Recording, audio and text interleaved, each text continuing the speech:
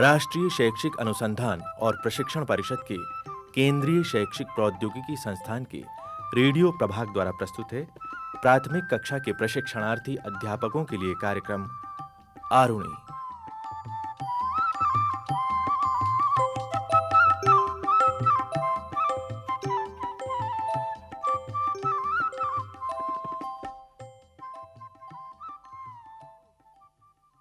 भारत के लंबे इतिहास में समय-समय पर ऐसे बहुत से महापुरुष हुए हैं जिनके चरित्र से हमें किसी न किसी सद्गुण की शिक्षा मिलती है। हजारों वर्ष बीत जाने पर भी लोग सत्यवादी हरिश्चंद्र, मर्यादा पुरुषोत्तम राम, दानी कर्ण, गुरु भक्त एकलव्य और करुणा मूर्ति गौतम बुद्ध को उनके विशिष्ट गुणों के कारण ही याद करते हैं। ऐसे ही एक महापुरुष के बारे में हमें उपनिषदों से जानकारी मिलती है। उपनिषद यानी वेदों का अंतिम भाग, जिसे वेदांत भी कहा जाता है। उपनिषद के इस महापुरुष का नाम था उद्दालक आरुणि। गुरु के प्रति भक्ति और ज्ञान के प्रति सच्ची लगन के कारण ही उन्हें आज भी याद किया जाता है। उद्दालक आरुणि जब छोटे थे और विद्या प्राप्ति के लिए गुरु के आश्रम में रहते थे, तब एक दिन हिरण्मयेन पात्रेण सत्यस्यापि हितं मुखं तत्त्वं पूषन्न पावृणु सत्यधर्माय दृष्टये। बोलो वत्स, तुम भी मेरे साथ बोलो। हिरण्मयेन पात्रेण सत्यस्यापि हितं मुखं तत्त्वं पूषन्न पावृणु सत्यधर्माय दृष्टये। गुरुजी, गुरुजी, गुरुजी, अनर्थ हो गया गुरुजी। क्या हुआ वत्स आरुणि? इतने घबराए हुए क्यों हो? गुरुजी, मैं संध्या पूजा के लिए पुष्प चुनने गया था। हाँ। अभी कुछ ही पुष्प चुने थे कि बड़े वेग से जल बहने का स्वर सुनाई दिया। जल बहने का स्वर? हाँ गुरुजी, उस स्वर से चौंककर मैं इधर-उधर देखने लगा, पर वहां तो कहीं जल था ही नहीं। तब फिर क्या हुआ? तब गुरुजी, मैं उसी ओर भागा जिस ओर से जल बहने का स्वर आ रहा था। तो क्या देखता हूं कि पुष्प वाटिका के आगे जो खेत है ना, जिनमें अभी-अभी धान के छोटे-छोटे पौधे रोपे गए हैं और जिन्हें सींचने के लिए जल भरा गया है। हाँ। गुरुदेव, वहाँ गुरुदेव। हाँ, बोलो।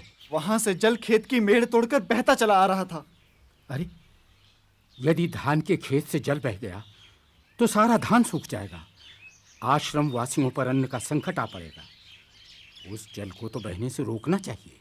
अभी तो मैंने मेड़ का वो छेद मिट्टी पत्थर से किसी तरह बंद कर दिया है गुरुवर, किंतु जल के तीव्र वेग के आगे मेरा बनाया वो बांध अधिक देर नहीं टिक सकेगा।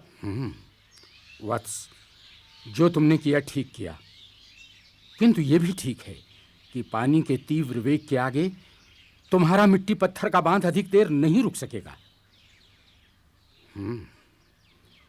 अब तुम एक काम करो जी। तुम पुनः वहां जाकर उस जल का बहना रोको। तब तक मैं कुछ और प्रबंध करके आता हूं। गुरु की आज्ञा पाकर आरुणि पुनः धान के खेत पर गए। वहां जाकर उन्होंने देखा कि उनके बनाए हुए पत्थर मिट्टी के बांध को तोड़कर जल फिर बड़े वेग से बहने लगा था। जल के वेग से मेड़ का टूटा हुआ भाग बड़ा होता जा रहा था। आरुणि सोच में पड़ गए, क्या करें? तभी उन्हें एक उपाय सूझा।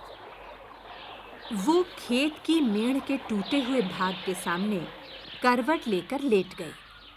उनके शरीर से मेड़ का टूटा हुआ भाग बंद हो गया और जल उनके शरीर से टकरा कर खेत में वापस लौटने लगा।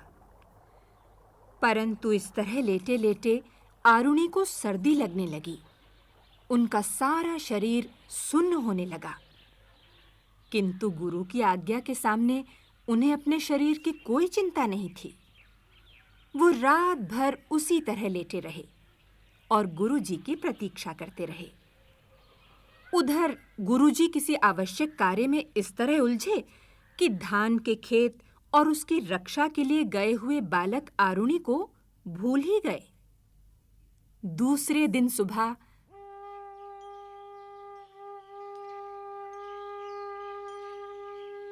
प्रणाम गुरुदेव। प्रणाम गुरुदेव। आयुष्मान हो वत्स।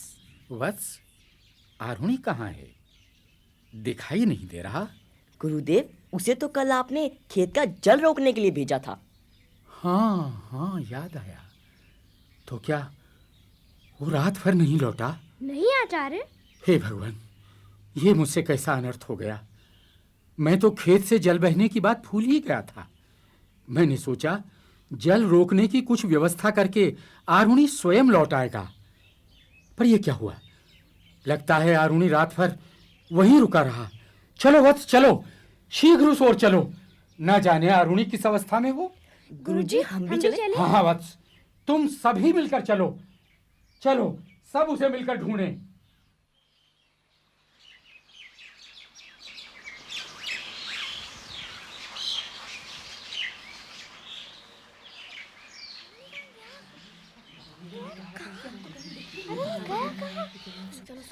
लगता है यही वो स्थान है जहां से जल बहा होगा।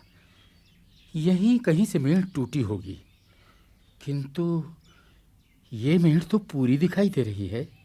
गुरुजी, यह देखिए, ये तो आरुणि है।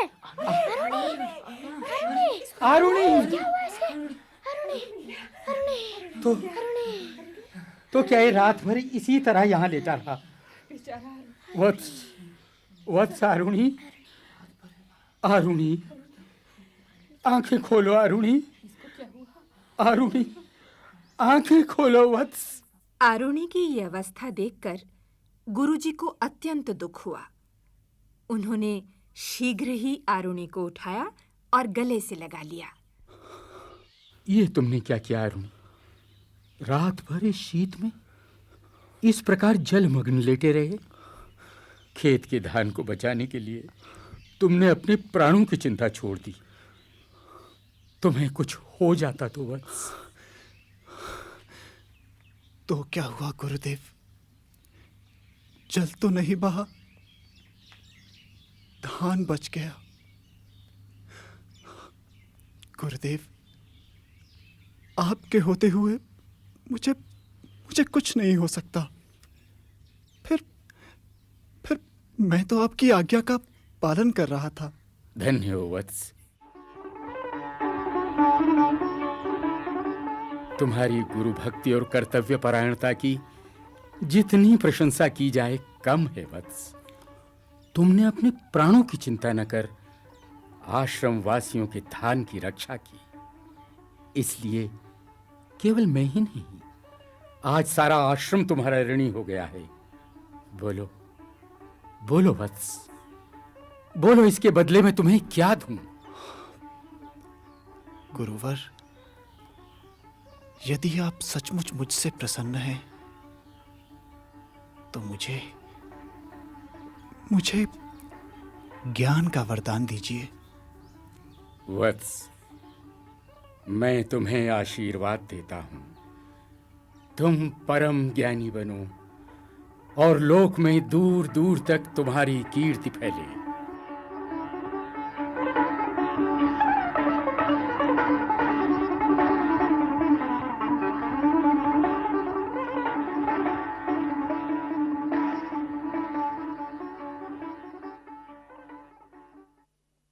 गुरु का आशीर्वाद प्राप्त करके और अपनी सच्ची लगन और तपस्या के कारण बालक आरुणि बड़ा होकर महान ज्ञानी उद्दालक आरुणि के रूप में प्रसिद्ध हुआ। उपनिषदों में उद्दालक आरुणि का नाम स्वर्ण अक्षरों में लिखा हुआ है। वो ऐसे ऋषि हैं जिनका नाम हमें लगभग सभी प्रधान उपनिषदों में दिखाई देता है। उपनिषद दर्शन में उद्दालक आरुणि का विशेष योगदान रहा है। तत्वमसि, ये प्रसिद्ध वाक्य जो उपनिषद का सार है, आरुणि की ही देन है। जब भी, जहां कहीं भी ज्ञान के आदान प्रदान की बात होती, उद्दालक आरुणि वहां अवश्य उपस्थित होते। चाहे वो उत्तर पश्चिम में मद्र और केकय देश की सभाएं हों या पूर्व में विदेह की, उद्दालक आरुणि के बिना अधूरी ही रहती। इस तरह आज के पाकिस्तान से लेकर बिहार तक के विस्तृत भूभाग में उद्दालक आरुणि बराबर घूमते रहे और अपनी ज्ञान राशि को और बढ़ाते रहे। और ज्ञान की उनकी ये खोज कभी समाप्त नहीं हुई, तब भी नहीं जब वे स्वयं बहुत बड़े गुरु के रूप में प्रतिष्ठित हो चुके थे और उनका युवा पुत्र श्वेतकेतु अपनी शिक्षा पूरी करके लौटा। आओ वत्स श्वेतकेतु, तुम्हारा स्वागत है। अब तुमने अपनी शिक्षा समाप्त कर ली है। अतः मेरी इच्छा है कि तुम मेरे मित्र पांचाल नरेश प्रवाहन जयवली की सभा में जाओ और वहां आयोजित ज्ञान स्पर्धा में भाग लो। मेरा स्वागत न कीजिए तात, मैं तो अपमानित होकर लौटा हूं। ये तुम क्या कह रहे हो पुत्र? मैं ठीक कह रहा हूं तात श्री। शिक्षा समाप्त करके मैं आपके मित्र पांचाल नरेश प्रवाहन जयवली की राजसभा में ही गया था। उन्होंने मेरा स्वागत किया और पूछा मैं गुरु से क्या सीख कर आया हूं। मैंने कहा जानने योग्य जो कुछ भी है वो सब मैंने सीख लिया है। ठीक ही तो है, तुम्हारे गुरु ने बड़े मनोयोग से 12 वर्षों तक तुम्हें शिक्षा दी है। यही घमंड मुझे भी था तात, पर जब राजा ने मुझसे प्रश्न पूछे तो मैं उनमें से एक का भी उत्तर नहीं दे सका। भरी सभा में अपमानित होकर चुपचाप लौट आया। अब मैं किस मुंह से अपने को शिक्षित कहूं? इस तरह मन छोटा नहीं करते वत्स। ये तो बताओ कि पांचाल नरेश ने तुमसे क्या पूछा। यदि मैं जानता हूं तो तुम्हें उत्तर दूंगा।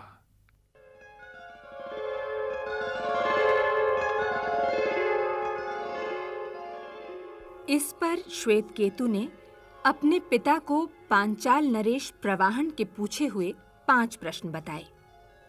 आप जानना चाहेंगे ये 5 प्रश्न किस विषय पर थे जिनका उत्तर श्वेतकेतु नहीं बता पाया। इन 5 प्रश्नों के द्वारा पांचाल नरेश ने श्वेतकेतु से मृत्यु और मृत्यु के बाद मनुष्य कहां जाता है इस विषय पर गहराई से पूछा था। जब पिता आरुणि ने प्रश्नों को सुना तो उन्हें लगा कि इन गूढ़ प्रश्नों के उत्तर ठीक-ठीक तो स्वयं उन्हें भी नहीं मालूम। बस वो उसी समय पांचाल देश की ओर चल पड़े। वो समिधा हाथ में लेकर पांचाल नरेश की सभा में उपस्थित हुए।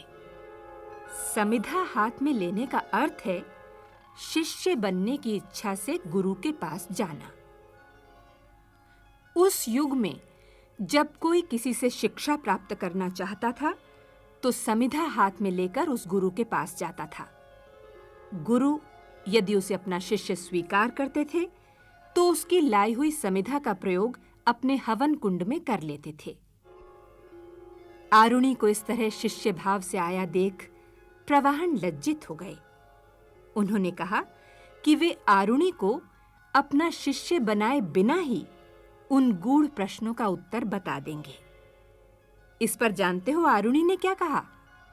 उन्होंने कहा, राजन, ज्ञान जब भी जिस किसी से भी मिले उसे अवश्य लेना चाहिए और जो ज्ञान दे सकता है उसे गुरु बनाने में कभी संकोच नहीं करना चाहिए।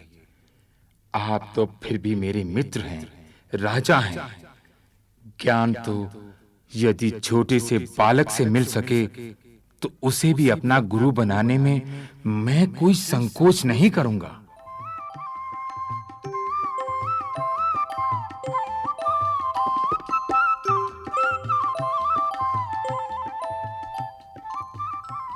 आरुणि, अभी आप ये कार्यक्रम सुन रही थी।